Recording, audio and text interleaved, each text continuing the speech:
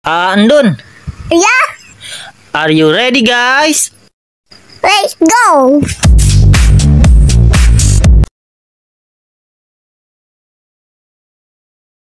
Assalamualaikum warahmatullahi wabarakatuh. Kembali lagi di channel Andun bersama AA Endun. Akhir bulan Juli 2024, Presiden Joko Widodo resmi melarang penjualan rokok ketengan per batang melalui peraturan pemerintah nomor 28 tahun 2024 tentang kesehatan. Walaupun terjadi pro dan kontra, namun tujuan dari pemerintah sangatlah baik. Selain untuk kesehatan, peraturan ini juga diharapkan dapat mencegah para remaja dan atau siapapun yang baru akan memulai coba-coba merokok mengurungkan niatnya. Dengan persepsi bagi yang baru coba-coba merokok itu membeli rokoknya satuan. Namanya juga kan coba-coba, jadi tidak langsung banyak.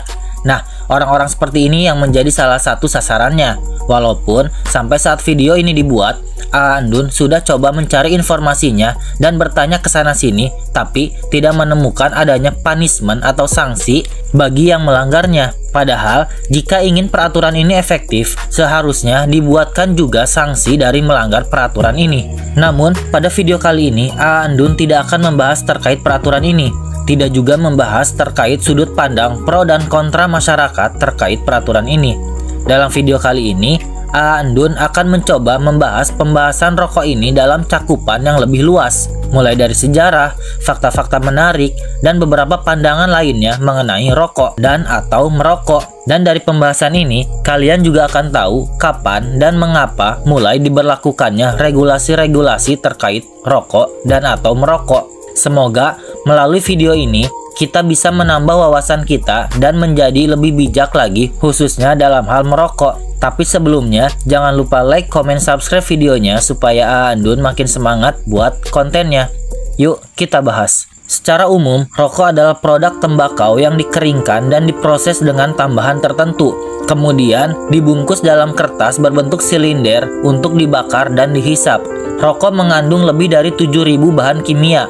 Beberapa di antaranya berbahaya bagi kesehatan yang menyebabkan kanker dan membuat kecanduan, seperti nikotin, tar, karbon monoksida, arsenik, formaldehida, dan amonia.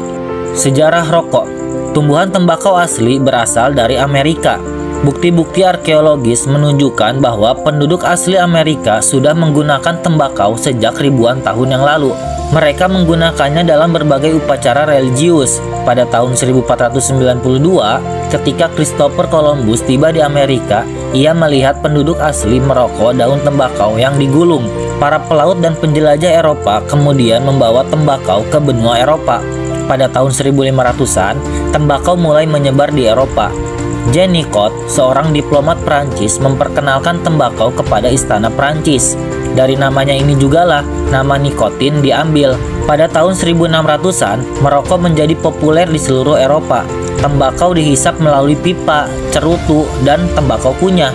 Tanaman tembakau juga mulai dibudidayakan di koloni-koloni Eropa di Amerika. Pada tahun 1612, John Rolfe, seorang pemukim Inggris di Jamestown, Virginia, mulai menanam tembakau di Amerika Utara untuk ekspor.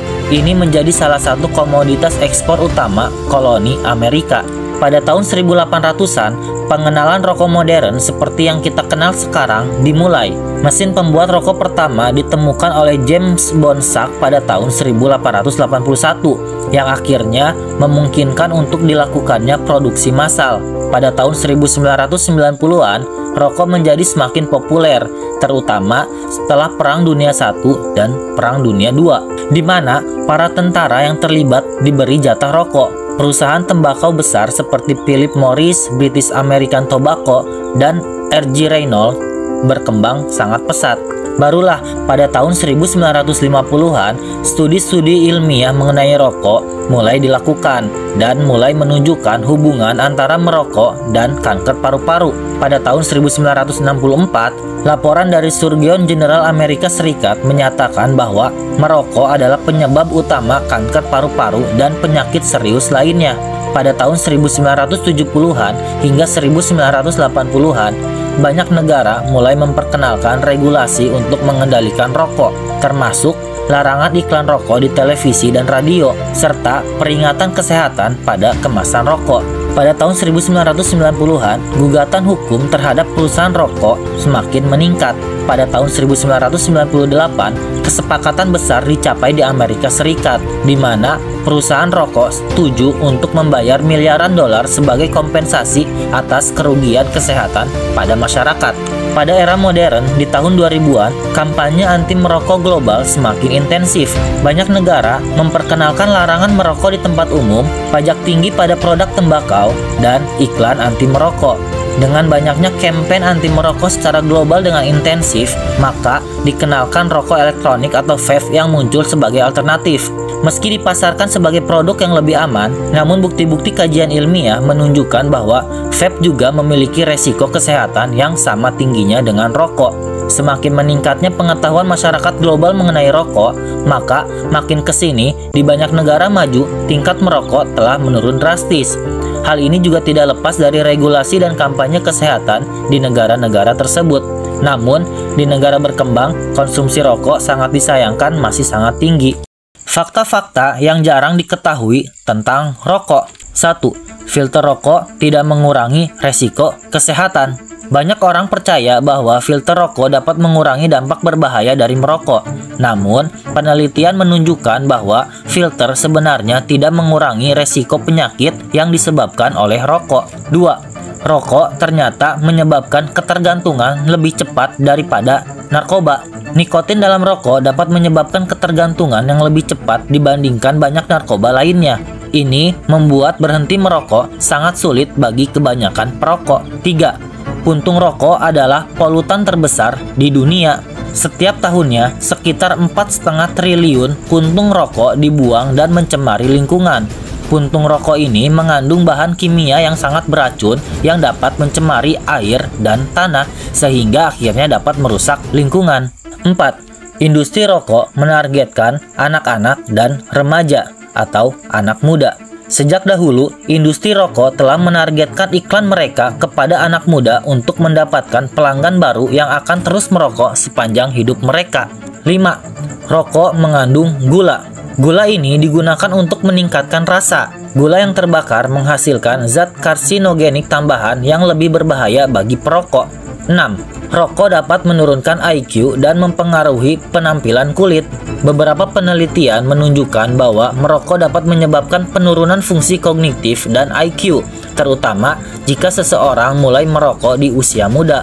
Beberapa penelitian lainnya juga menunjukkan merokok dapat mempercepat proses penuaan kulit, menyebabkan kerutan, dan membuat warna kulit menjadi kusam. Alasannya karena berkurangnya aliran darah dan oksigen ke kulit.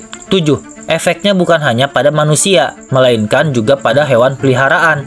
Anjing dan kucing peliharaan yang terpapar asap rokok di rumah beresiko tinggi terkena kanker dan masalah pernapasan. 8. Tembakau berasal dari tanaman beracun. Tanaman tembakau adalah bagian dari keluarga tanaman nightshade yang banyak diantaranya beracun.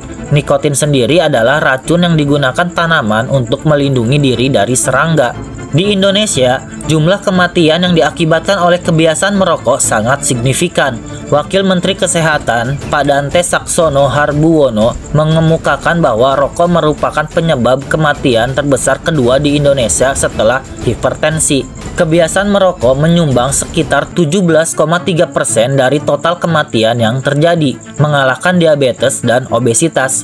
Kematian ini tidak hanya disebabkan oleh perokok aktif, melainkan perokok pasif yang terpapar asap rokok. Lebih lanjut, data dari Kementerian Kesehatan menunjukkan bahwa pada tahun 2020, lebih dari 8 juta orang di seluruh dunia meninggal setiap tahunnya akibat penggunaan tembakau. Dengan 7 juta diantaranya adalah perokok aktif dan 1,2 juta perokok pasif. Kondisi ini mencerminkan masalah serius yang dihadapi Indonesia, yang dimana memiliki salah satu tingkat perokok aktif tertinggi di dunia, terutama di kalangan anak-anak dan remaja.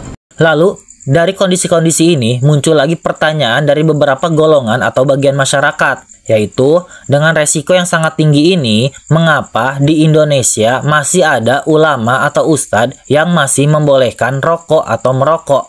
Alasannya adalah, pertama, Banyak ulama yang mengeluarkan fatwa tentang rokok pada masa ketika informasi tentang dampak kesehatan dari merokok masih terbatas. Ketika bukti-bukti ilmiah mengenai bahaya merokok belum sepenuhnya jelas atau diterima luas, jadi pandangan hukum mungkin lebih longgar saat itu.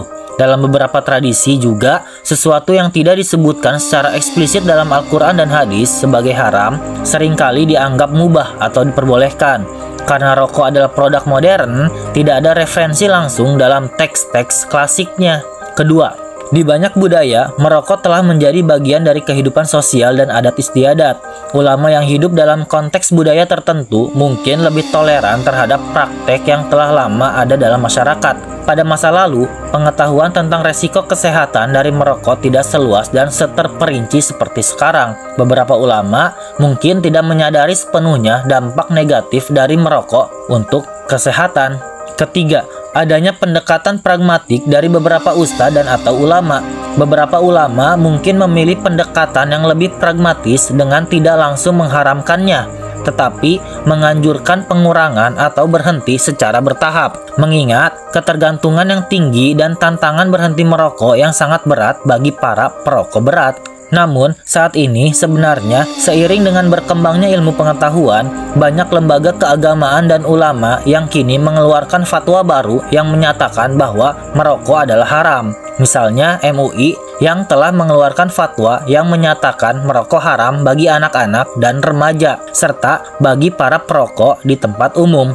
Ulama yang sadar akan isu kesehatan kini lebih cenderung mengeluarkan pandangan yang lebih ketat terhadap merokok. Next, mungkin Andun juga akan bahas ulama-ulama yang mengharamkan dan memakruhkan rokok beserta alasan-alasannya. Jika dibahas dalam video ini, itu akan sangat panjang, makanya kita akan memiliki pembahasan tersendiri. Oke, itulah video Andun kali ini mengenai rokok. Jika kita lihat tadi, sejarah rokok mencerminkan perjalanan dari penggunaan tradisional oleh penduduk asli Amerika hingga menjadi produk konsumsi massal global dengan dampak kesehatan dan pencemaran lingkungan yang signifikan. Fakta-fakta seputar rokok juga memberikan pemahaman yang lebih mendalam tentang bahaya rokok dan pentingnya upaya untuk mengurangi konsumsi rokok di masyarakat. Perbedaan pandangan ulama mengenai merokok pun mencerminkan respon terhadap pengetahuan ilmiah yang terus berkembang demi melindungi kesehatan umat manusia. Sekian video dari Andun, sampai bertemu di video-video selanjutnya. Bye-bye.